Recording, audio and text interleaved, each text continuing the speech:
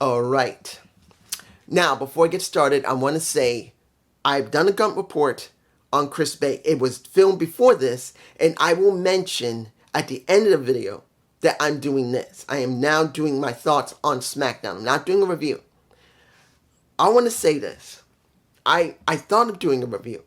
I thought because I saw it pretty late. It was like, by the time I finished watching, it was 1 to 1:30 because I saw it late. And I'm going like, no, maybe I'll do it in the morning. But then I thought about this. And I thought, doing a review is not going to be enough. This is not going to be enough to do a review of everything that happened on the show. It needs to be my thoughts on what happened to certain people and what it means like for Paul Heyman. Guys, we're 15 days away from WrestleMania. Most of the time, Raw has been alright, but SmackDown has been trash. We know this. It has not been booked very well. And understand, when it comes to Raw, I'm not saying that it was incredible booking either. It's been okay booking. SmackDown has not. It has not been that good. And all we had were very few stories. But they have tried to give us something, but the question is, will these somethings lead somewhere?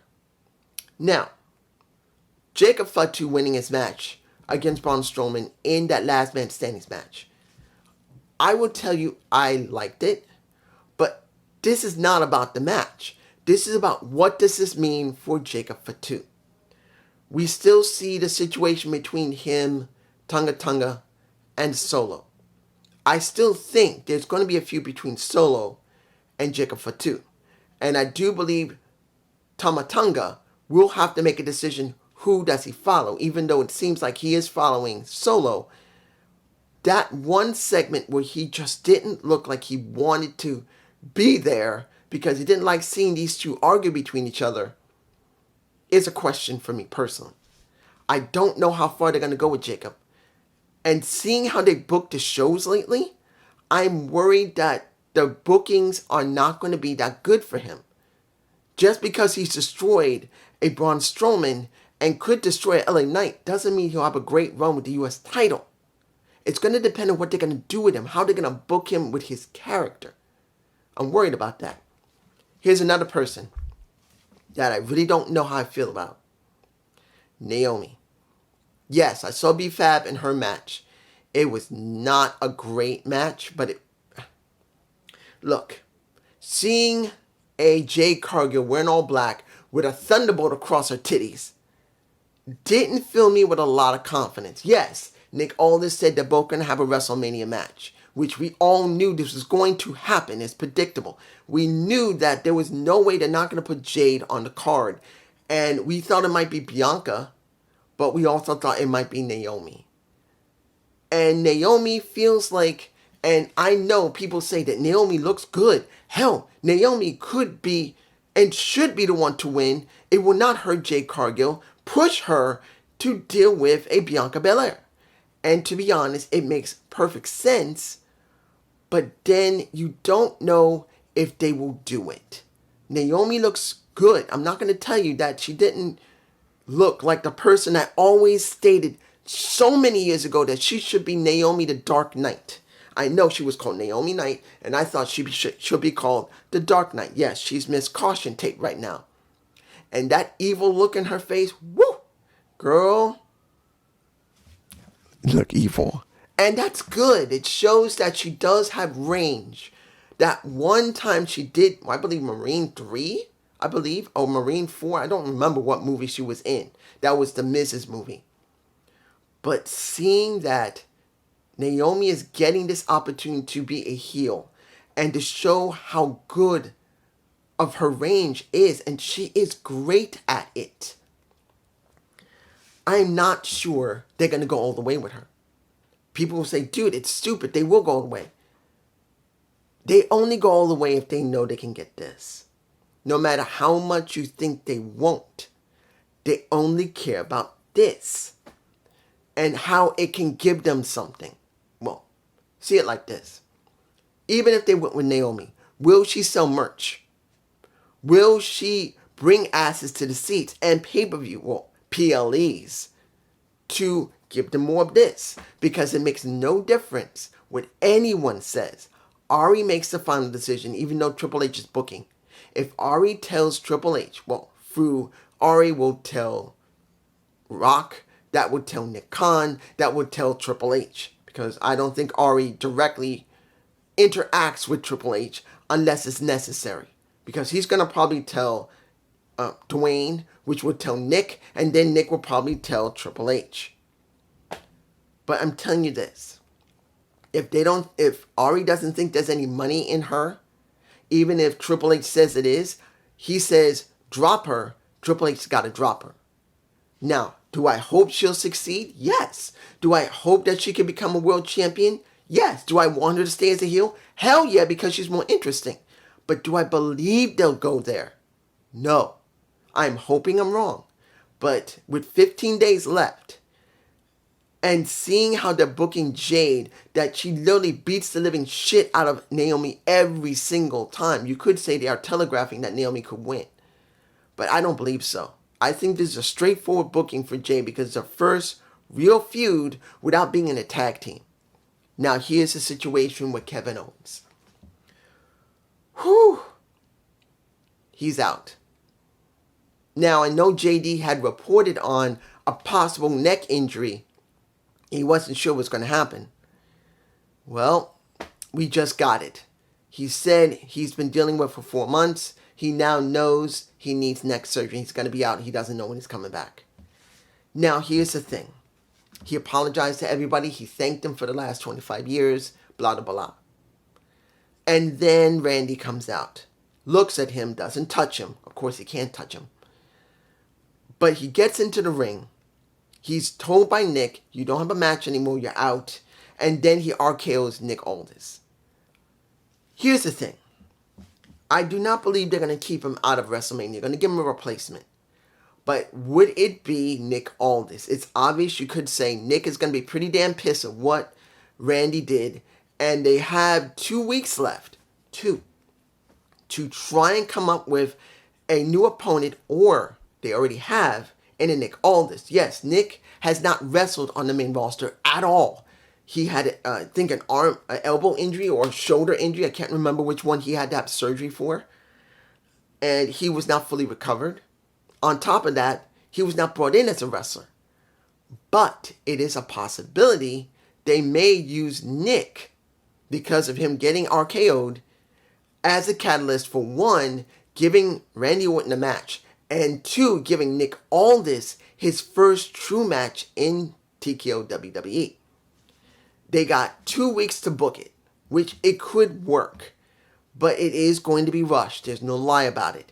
And I will not like it being rushed, but due to the fact that it's now been announced he just can't do it, it's understandable it's going to be rushed. But the question's going to be, are they going to use Nick Aldis, or are they going to use somebody else? That's the deal. What did I feel about Rey Fenix going up against Nathan Frazier?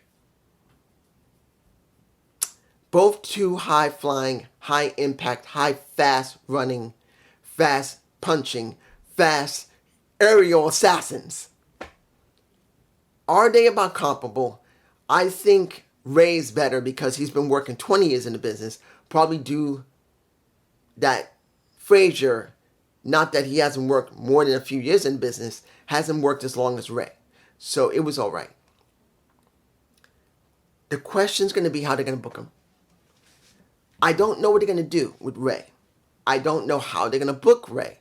You already got several high flyers, and now he's going to go up against Alberto Carrillo, because now after the moment he had, you see that Santos Escobar is going to set it up, because Alberto got pissed off because Santos made it very clear that they should be acting like Rey Fenix, and Alberto Carrillo did not like it. So I don't know how they're going to book it, but unfortunately, it's going to be the same kind of booking, but that's the first step. Now, what do I mean by that? It's obvious. You bring in a Mexican or Spanish wrestler, they many stick them with Spanish. And I don't like that. Yes, he had a match against Nathan Frazier, which I wish they would continue doing that, but they don't really have that many high flyers that are not Mexican. You got mainly Mexican or or Puerto Rican or whatever. Or Dominican. No, they don't got no Dominican. They got a Puerto Rican there. I'm just... Let me give it to you like this. Do I want to see his first feud be with Mexicans instead of someone else? Like maybe Carmelo Hayes, maybe The Miz. I know that's going pretty far. I know that's pretty deadly and them are going to be dealing with each other. Yes, I know. But I would rather see him other than the typical Mexican on Mexican feud. That's what I'm talking about. Now, since I did mention a Puerto Rican, we got to talk about Damian Priest, as well as Drew McIntyre. I'm going to tell you this. I am looking forward to the match. But I'm going to say it like this, and I'm being honest here. This is it. This is it for me when it comes to Drew McIntyre. You guys could still be happy to see if he wins or loses. He's going to have the same mileage as before, when going with the same character. But for me personally, this is it. Drew needs to change after WrestleMania. I don't care if he turns face. I don't care if he does a different type of gimmick, not trying to blame everybody. Maybe he loads himself and he goes down that route. I just want him different because we've been dealing with the same thing for more than a year. Way more than a year. It's been up to 2 years now. And he's had the same damn character with the same direction. And as far as I'm concerned, I'm done. I want to see him different. He needs to be different. If he's not different, we got a problem. I don't know about anyone else, but for me personally, we've seen the same thing from Drew. Yes, he's managed to get a lot of mileage out of it, but he needs to change. I'm not talking about immediately. That would be stupid. But I'm talking about is an honest change for his character. And even if it takes a couple of months, at least we see signs of it. If there's no signs, this is wrong and stupid and he needs to change. Now, let's get to the meat and potatoes of this. CM Punk, Seth Rollins, Roman Reigns, and Paulie. The beginning and roughly the ending of the show. Guys, let's put it in this respect. As I said, I knew it had to be something with Paul Heyman, that maybe he wanted Paul Heyman permanently. That's what I thought. I thought that he didn't want Roman with him anymore, and he wanted him by his side. I said that. And now we got the answer. The beginning of the show was alright, seeing that Seth Rollins tricked Paul. But when the ending of the show came, and when we saw this situation, and saw how when Paul came out with Roman, Seth came out to tell him, this is your fault. And then we saw this was something special. The beginning of the show, seeing that he was with Paul. And now he wants Paul in his corner. Is the right decision to do. The question is, and this is me, what they said, when Phil said, when Paul was fired by Vince, because it is obvious it was Vince who fired him. We know Vince fired. Remember, Paul was brought back after Eric Bischoff was fired because he barely ran Raw for only a few weeks. A month before, just in case you don't remember. It's more than a few years ago, before this merger, when Vince decided he's going to let Paul Heyman and Eric Bischoff run SmackDown and Raw. Bischoff didn't even get a chance to last even more than a month before he was thrown out. Paul Heyman, he got kicked out. I know this is much, much further back than that, but roughly around that time. But literally, before CM Punk left, Paul is literally removed. And he talked about it when he, Big Show, and Paul, along with RVD, were talking. And he said, what's going to happen to me? I need you to stay. And Paul told him, you're going to be fine. You'll make it to WrestleMania. but make them remember, well, technically, he told him you're going to be fine. And CM Punk said, easily, I'm dumb, I shouldn't have said that. What can I do for you? And he said, when you go to WrestleMania, make it about us against him to show that you are able to become something. So, seeing that he wants Paul in his corner, and seeing that Paul masterfully started crying when Roman was telling him, he's not going to do it because he loves me. Tell him. And he started crying. Guys, when people can cry on command, that shows they have a good range. And you could say a lot about Paul Heyman, that he could be a liar, that he screwed a couple of people, that he talks too damn much, that he is the best there is, which he is. You can't tell me that he doesn't feel believable.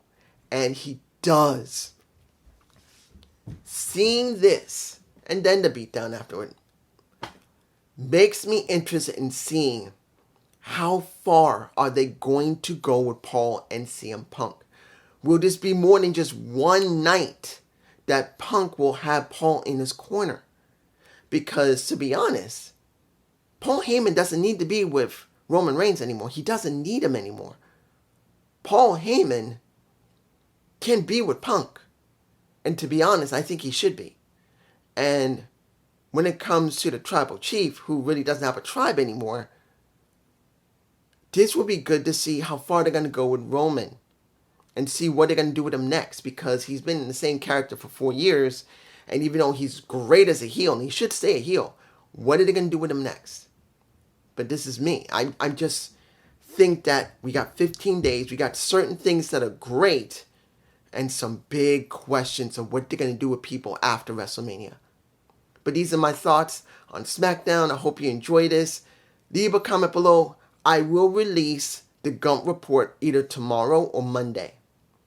The one with Chris Bay. That I actually said that I'm doing this video. Peace.